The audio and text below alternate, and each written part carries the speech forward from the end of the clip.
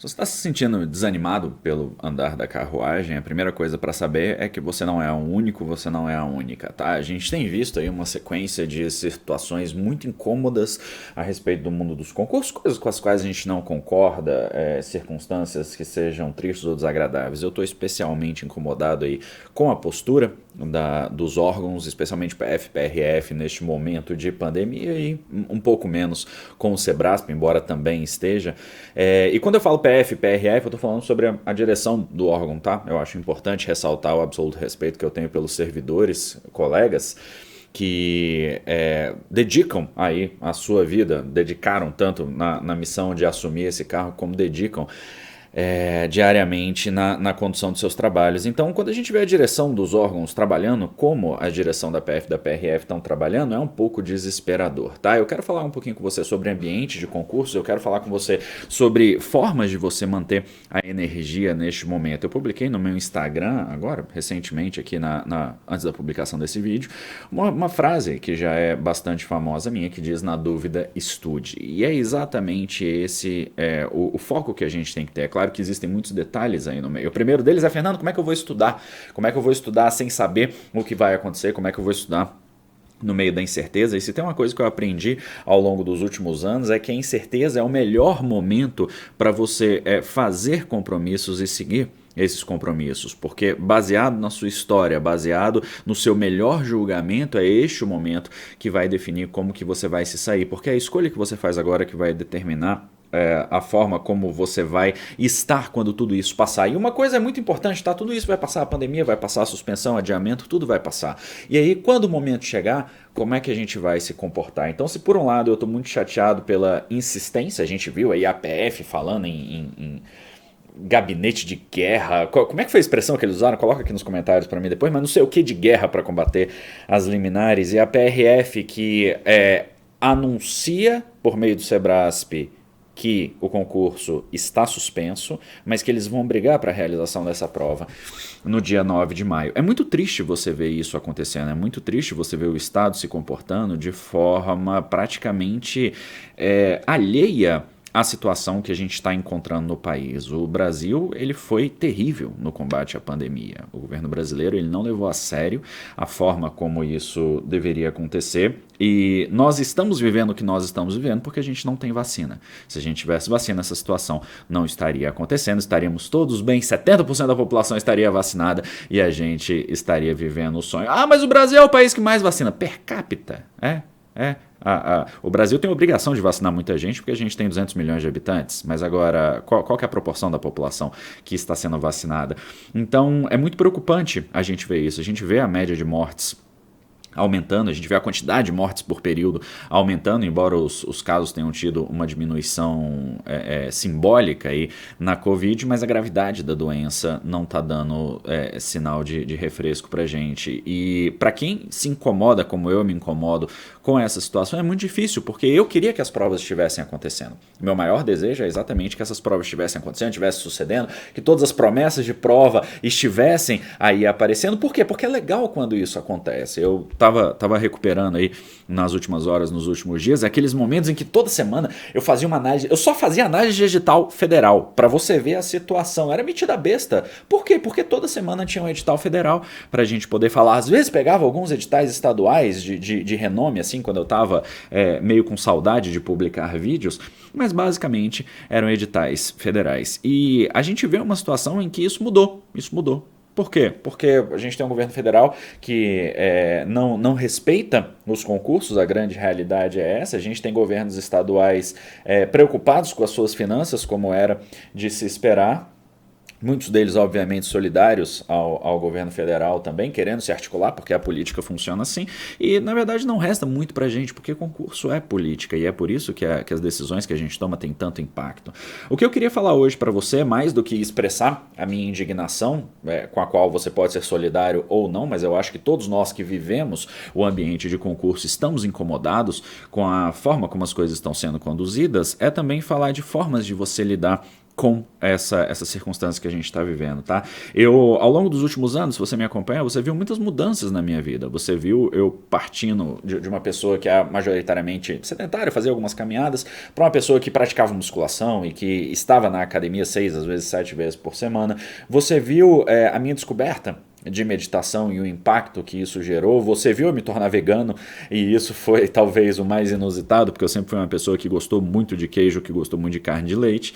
Então, para mim, isso foram mudanças bastante importantes e que me mostraram que no momento certo, sob as condições certas e principalmente com a mentalidade certa, você acaba conseguindo aquilo que você quer. Só que essas mudanças, obviamente, elas não aconteceram do dia para a noite. Cada uma foi sendo puxada por outros comportamentos. E por que eu falo sobre isso? Porque tudo isso tem me ajudado a lidar com as coisas que a gente está vivendo. E todos nós temos frustrações. As suas frustrações, elas vão ser diferentes das minhas. As suas preocupações vão ser diferentes das minhas. Mas algumas dessas coisas, elas são bastante práticas em termos de enfrentamento desse momento que a gente está vivendo. A primeira delas eu já falei para você, é continuar estudando, tá? Por quê? Porque por mais que a prova que você quer não venha no momento que você quer, da forma como você quer, ela vai aparecer em algum momento. E quando essa prova aparecer, você precisa estar pronto para ela. E a forma de você estar pronto para ela é estudando. Eu vejo muitas pessoas numa certa arrogância, inclusive, de achar que estão prontos para a prova. E eu sempre fico muito preocupado com isso, porque a minha história pessoal e a história de centenas de alunos que eu vi, eu tive o privilégio de lidar com milhares de pessoas que trabalharam com concursos públicos ao longo dos anos,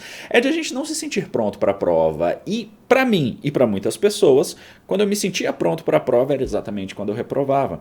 Por quê? Porque você meio que perde o respeito pela prova, você perde a dimensão da prova, você não sabe avaliar bem o tamanho do desafio que você tem pela frente. Então o negócio não é ficar em dúvida permanentemente a respeito da sua capacidade, é acreditar sim que você tem capacidade de superar os desafios que você tem, mas que ao mesmo tempo essa prova é um ser imprevisível, você não sabe o que vai acontecer e quanto mais tempo de preparação você tiver, melhor. É claro que algumas pessoas estão compreensivelmente cansadas por aquilo que a gente está vivendo, a gente está com um longo momento aí em que a gente não teve provas de abrangência nacional, dado o momento da pandemia que a gente está vendo, a gente não está num ambiente sanitariamente seguro. E ao mesmo tempo a gente acaba ficando cansado, desmotivado. Por quê? Porque o edital ele vai trazer essa motivação. Então o primeiro ponto é você continuar estudando. O segundo ponto é você não ficar adstrito a uma prova apenas que de repente você queira. Se você está estudando para PF e PRF, você tem a possibilidade de trabalhar com uma PCDF, você tem a possibilidade de trabalhar com DPEM, se você já estiver inscrito nessas provas. Outras provas de polícia virão. Se você está na área administrativa, provas estão surgindo. Prova do Ministério Público do Rio Grande do Sul, promessas aí do Tribunal de Justiça do Estado de Goiás, Tribunal de Justiça do Distrito Federal, que não é bem administrativo, embora o nome seja técnico administrativo, mas você se manter focado durante um tempo numa prova e quando você se sentir pronto, muito cuidado com isso, como eu disse, você migrar para outra prova, também é uma possibilidade que você tem. Por quê? Porque você mantém viva a chama desse conteúdo. Você nunca vai deixar o conteúdo que você estudou de lado. Você sempre vai continuar revisando, você sempre vai continuar resolvendo questões. Então, eu quero que você se mantenha focado, se mantenha forte. Só que nada disso vai adiantar se você não tiver uma estrutura de suporte. Eu queria saber onde que estão as pessoas que ao longo dos anos falaram para mim, para você passar em concurso basta estudar. Eu quero que alguém tenha empáfia hoje, 2021, de me dizer que para passar em concurso basta você estudar. Não cuida do seu estado emocional, não cuida da sua atividade física, não faz alguma coisa pelo seu corpo para você ver se basta você estudar. A gente tem visto aí e vai continuar vendo casos gravíssimos ligados à saúde mental que são decorrência da pandemia e que vão influenciar muito. Se você estuda, mas você não cuida da sua cabeça, você pode até passar, mas o custo que você vai pagar por isso é muito alto. A maior parte das pessoas não vai passar não por falta de conhecimento, mas não vai passar porque não conseguiu segurar a onda ao longo desse período. O que vai ajudar a segurar a onda? É todas aquelas coisas, meditação, atividade física, alimentação, que são coisas que em determinados momentos a gente acaba não fazendo, e é compreensível. Eu saí da academia por conta da questão da pandemia. As UTIs no Distrito Federal estão lotadas. Eu vou dar mole de ficar indo para a academia neste momento? É claro que não.